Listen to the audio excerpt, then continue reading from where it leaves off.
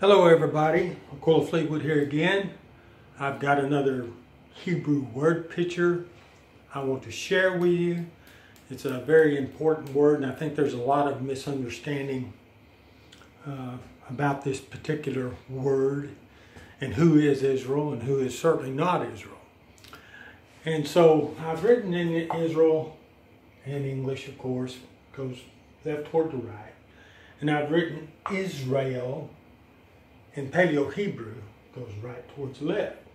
So let's look at some of these pictographs and see if we can kind of figure out, Paul called Israel, Israel of the flesh. And he told him, he got so disgusted with him at one time, he said, well, your blood be upon your own heads. I'll go to the Gentiles. And of course, the blood was upon their own heads. Even with Christ's crucifixion, that they desired to release Barabbas. Let his blood, let the blood of Christ be upon us and our children. Well, that came to pass, didn't it, in 70 A.D. They said it in total ignorance and didn't realize what they were saying. According to Josephus, over 1 million Jews were killed in that war. 70 A.D. Then again in about 135 A.D., Hadrian sent the 10th Legion again when the Jews thought they'd found another Messiah named Bar Kokhba, and ended up he was just another false Messiah. And Hadrian sent another legion of soldiers over there and killed another 600,000 plus, is what, according to Josephus, they believe. And Israel was just done away with. Okay, so let's read this hieroglyph and let's see if we can kind of figure out what's going on here. Okay, I've showed this before. This is the letter Yud. It's considered the hand of God. But the Jews, we look at the hand from like here to our fingertips. This is my hand. But that's not how the Jews looked at the hand. The Jews looked at the hand as from the fingertips to right past your elbow. That's what they considered the hand. And you can see that in this pictograph. Now in this pictograph, this is a symbol of, it's the first letter in Yahweh, and it's a symbol of the hand of Yahweh. And he's got a cup in it. That's why it's shaped like this. See the cup? So this is a symbol of the cup in the hand of the Lord, Psalm 75:8, for in the hand of the Lord there is a cup. This is the hand of the Lord. It goes past his elbow, just like the Jews looked at the hand. And he's holding a cup. And of course, if you read Psalm 75:8, you see out of this cup proceeds what? Both blessings and cursings.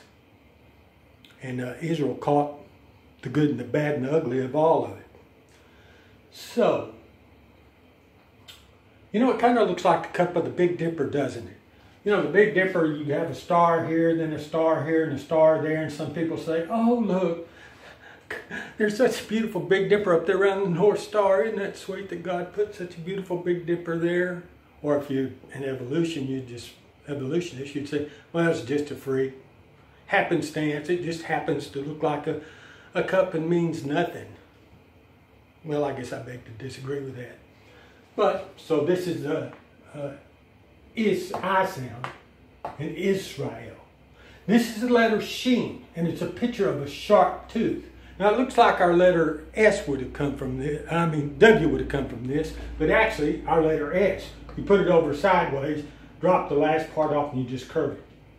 So here the S, and the sharp tooth means to destroy, destruction, to kill, to consume. Now here we come, I mentioned this letter before, it's the letter Resh. Comes from the root Rosh, which means head of a man. So Resh, head of a man. In Spanish, the word Rey, it's spelled R-E-Y-S-H, Resh. And in Spanish, the word Resh, the first part of this word, means what in Spanish? It means king.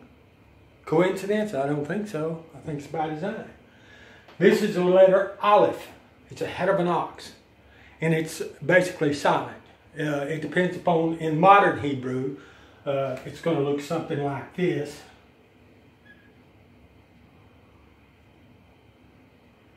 And this vowel sound depends upon if it has like a segel which would give it an S sound. Or comets, would give it an ah sound. Patak, basically the same. It just depends, but I'm not going to bother with trying to teach you modern Hebrew right now because you don't see the picture of it. I'm just showing you Paleo picture Hebrew. So this word is El, Israel, and it literally means the strong shepherd. So what's the symbol of a shepherd here doing in the word of Israel anyway? And he's a strong, and he's the first. This means that which is first, that which is powerful, that which is strong. El.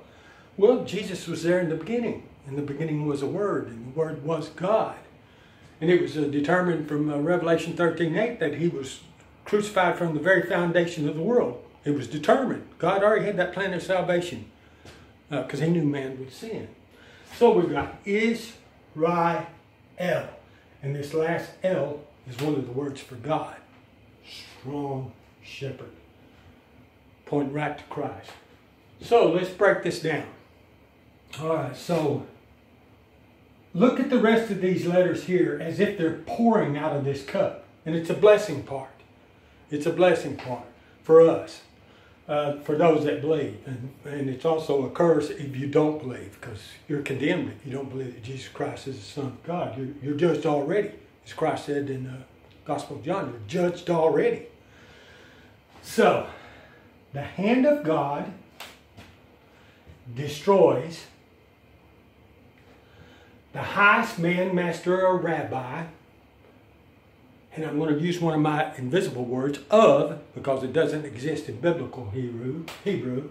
So I'll put this up in a cloud, of God. The hand of God destroys the highest man of God. For God so loved the world that he gave his only begotten Son. And Jesus also said in the Gospel of John that I give up my life. I have the power to give it up, and I have the power to take it up again. He loved us, and it was God's plan from the whole get-go to send Jesus Christ to this earth to die upon the cross. Now, why did Paul call Israel of the flesh in the Romans? Book of Romans. Why did he use the term Israel of the flesh? Well, it's because what did they do? They rejected him. Of course, it was prophesied that they would. Isaiah chapter 53, Psalms 22:10, Zechariah 12:10, I believe. They should look upon him who they pierced. It was all prophesied. So let's read something out of the book of Revelation. It kind of gives you an idea of what Christ, this is in red. It's red. This is what Christ thought. I know your works, tribulation, and poverty, but you are rich. And I know the blasphemy of those who say they are Jews and are not.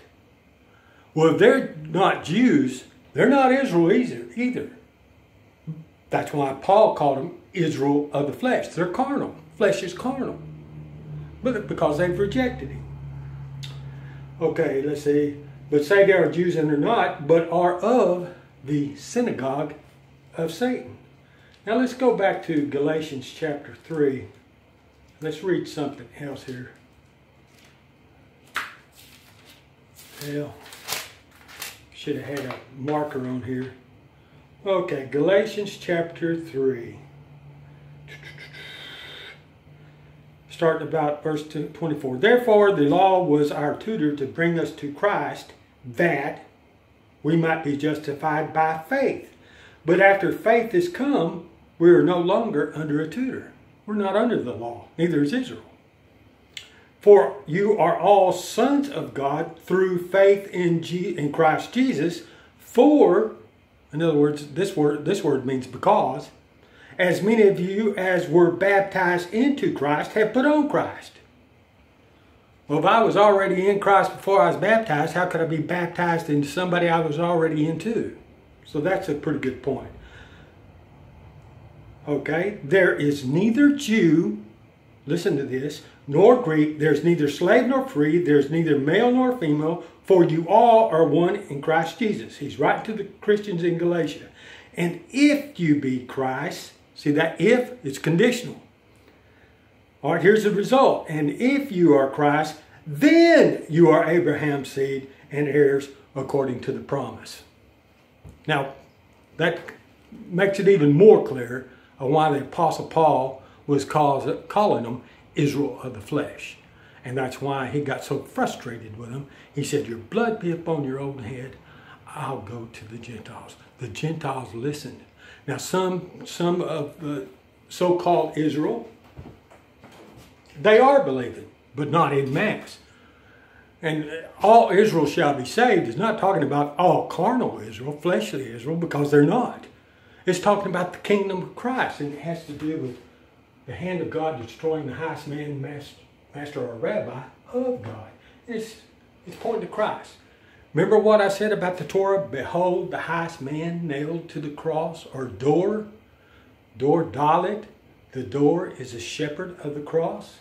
So keep all these word pictures in mind as I go through them. And I love this word picture of Israel.